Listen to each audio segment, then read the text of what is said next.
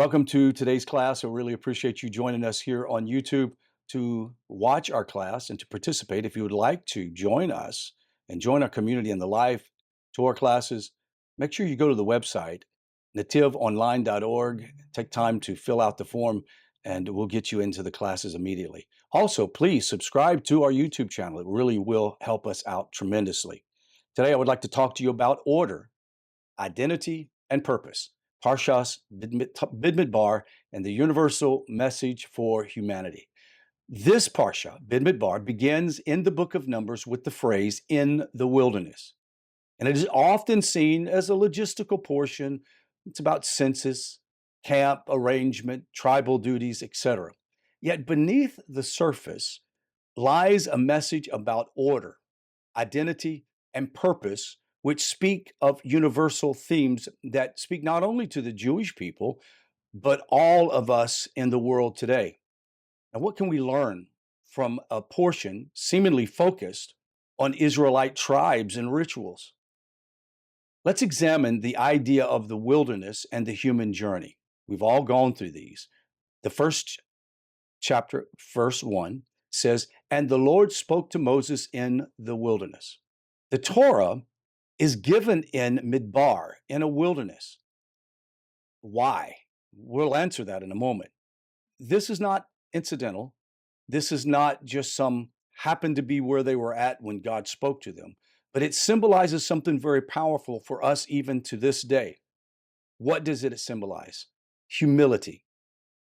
In an ownerless, vast, open desert, we recognize our futility, our smallness, our inability to even survive in this environment. This is what the wilderness means.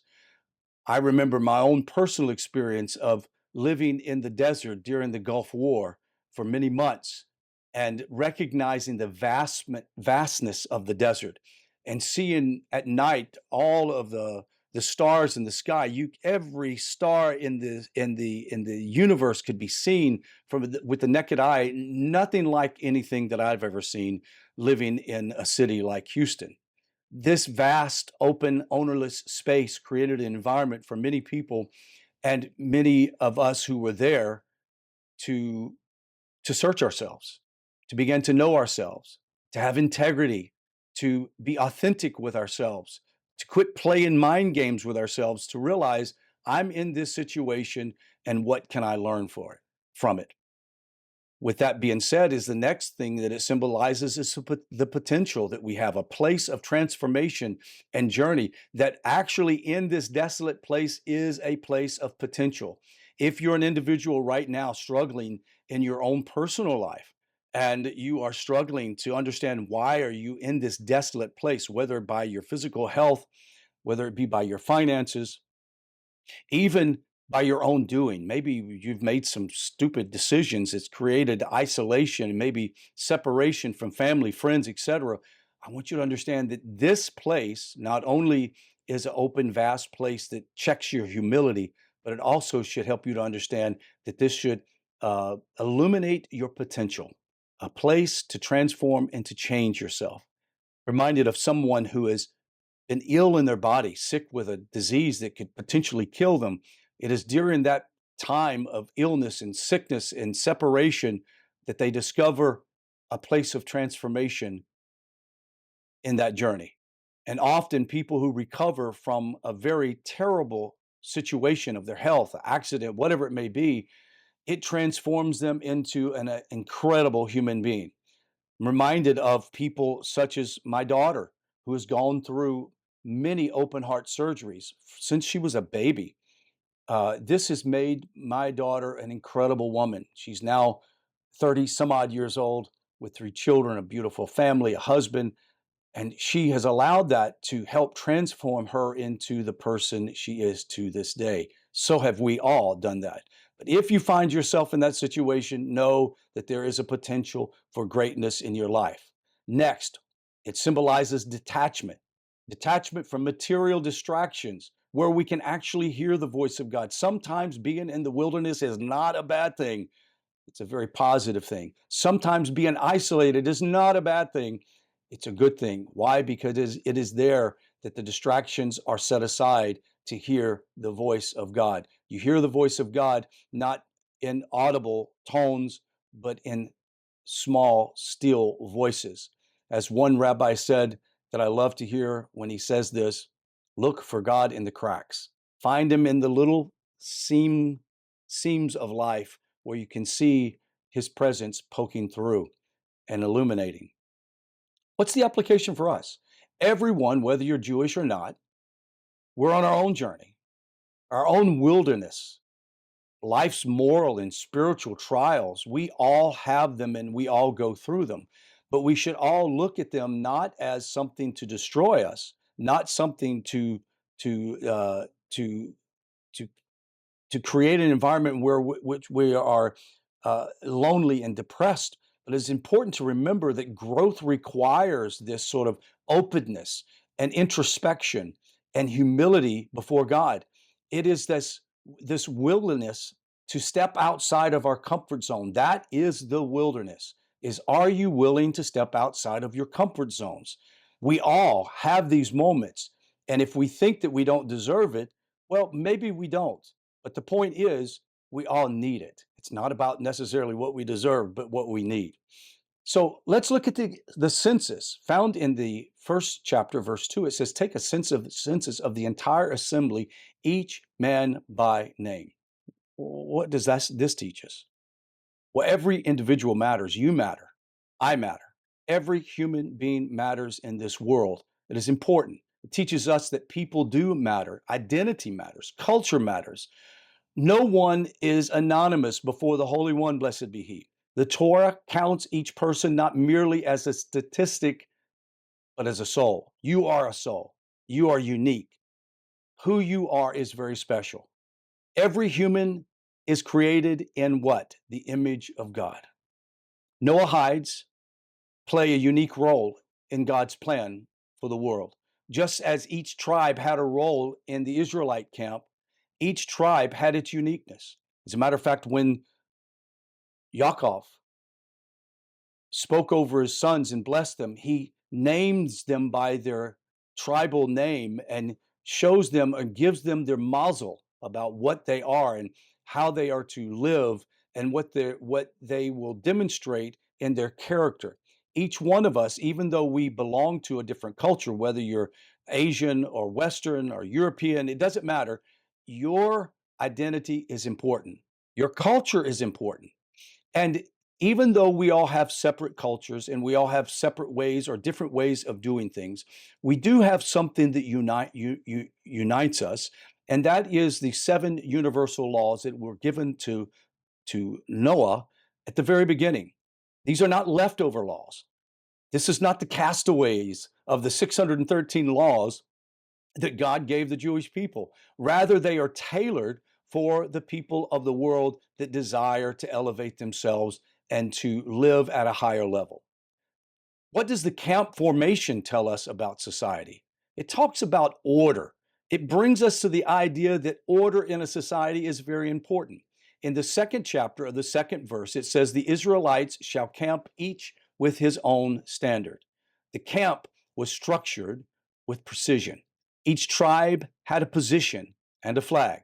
This teaches us order, purpose, and communal harmony, meaning that even in the distinction of every society, whether you are from whatever ethnic background or national origin, you have your uniqueness. But even within that, you have different cultures within a culture. And then you look at your family. Your family traditions are unique to yourself, but each one of them are very important part of our purpose. And to have communal harmony within ourselves, within our families, within our society is the key to bringing about the next age of understanding in the universe. Societies actually thrive when they have moral structure. The 7 laws are a foundation for a just and ethical society. Let's run through them quickly. Justice, meaning courts of justice, a society that is ordered by its justice. Next, prohibition against murder, theft, sexual immorality, idolatry, blasphemy, cruelty to animals. All of these are universal laws, no matter what society you are from or what culture you're from. These are laws that we all can begin to order ourselves and bring continuity within our societies and within ourselves. Like the tribes of Israel, Noahide communities can uphold divine order by living morally and helping others to do the same. By participating in your society and bringing goodness into that society, not chaos. What can we extrapolate from the text about the Levim, that is the priest, their service and responsibility? Well, that is just it. They had a service and responsibility to the people of Israel. In chapter 3, verse 12, it says, I have taken the Levites to serve me. The Levites had a very specific role, was to serve God in their specific role. The Israelites had their specific role to serve God in the direction that the Levites provided the Israelites. And the Israelites' service to Hashem gives illumination to the nations in how we can serve Hashem. The Levites were not counted among the regular tribes. They had a unique role. Their mission, service, and responsibility and spiritual leadership for the Israelite people were very important. While the Levites had temple roles, the idea of service actually extends to all. We all have the necessity to serve in the role that God has given us, our distinct role as people of the nations who desire order and who desire goodness. Our role in this world we should be asking ourselves, what is our role? What is my role in God's world? My role in your world is very simple: acts of kindness, justice, ethical business practices, family values, all are forms of service to God. Now, you thought service to God was some great esoteric thing that you had to sell all of your goods and give it to the poor, or leave your family and home and go become some great contributor to another person's society. All those are good and they're nice and they're noble, but it's very simple. Create an environment in which you produce order. You take chaos and turn it into order. You bring goodness out of evil, and you begin to transform not only the world around you, but transform yourself first. The Torah teaches us that the world needs all of this, all of its inhabitants actually working together with awareness of divine expectation. We're living in a society right now where it becomes more obvious than ever because of our media. I don't know that it actually exists more than it did in any other age of our world, but clearly in today's environment, we see on the news and social media people burning buildings down and destroying cars and hurting other people, killing people over ideologies, et cetera, et cetera. And it is a chaos. And so many times we are confused by this chaos, thinking these are just dissonant voices that need to be heard, that need someone to listen to them. But in reality, there is never a place for chaos in an orderly society.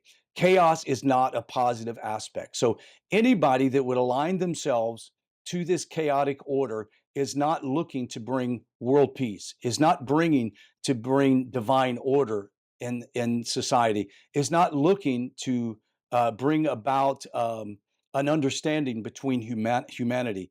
It is there to divide and conquer.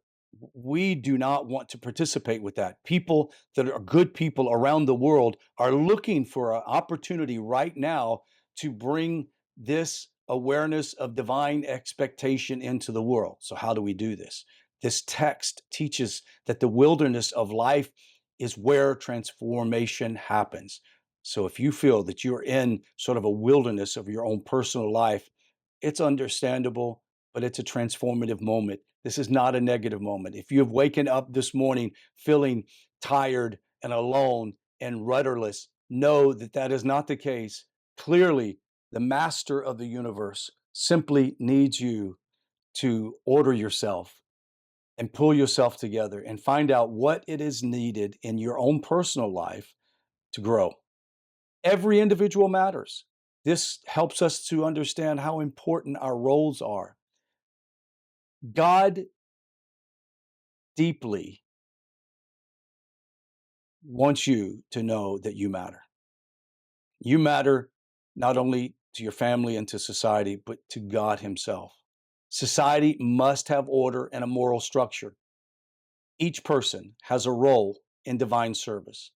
For the righteous of the nations, this text that we have studied is not just about tribal head counts and about order, but it is about a call to moral clarity and personal identity and a universal mission. We all, as humans around the world, have something that we should take a hold of, and it is not the West trying to be like the East, or the East trying to be like the West, or the communists try to be like the capitalist, or the Jewish people trying to be like the people of the nations, or the people of the nations trying to be Jewish. It's about embracing your own path. It's about helping to build the world that God intended it to be. What kind of world is that? Is this call to action that I would say is important for us all. And that call to action is to bring order back into a very chaotic world, to bring peace where there's only war, to bring hope where there is no hope. You see, we can do this by doing some very simple things. I said earlier about acts of kindness and creativity in your home, in your life, in your community that brings about goodness. So here, let's try this. Daily affirmation saying, I am living with intention and purpose and serve my camp, my family, workspace, and society. Now, what do I mean, my camp?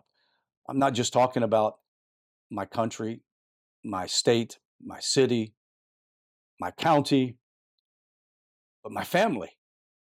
And more importantly, if I don't have myself ordered, if I am not living with intention and purpose, how can I do it in these other spaces? So I am living with intention and purpose and service in my camp. Say that daily as an affirmation and begin to see how that is lived out in your life. Next, how do we do it? Practice daily examination on how to integrate the universal laws that apply to all humanity and live not as restrictions, but as a framework for blessing and contribution in our society. In a world right now that is crying out for order, that seems to be trying to get order by using chaos, is not the answer. How do we get order? By recognizing that we are individuals, that God recognizes our individuality, and that each one from our own culture, from our own background, our own ideologies, we have something that unites us, and that is a desire for peace, a desire for tranquility, a desire for a closer connection to not only God, but our human fellow. This concludes my lesson. Thank you for taking time to watch us here on YouTube. Shalom.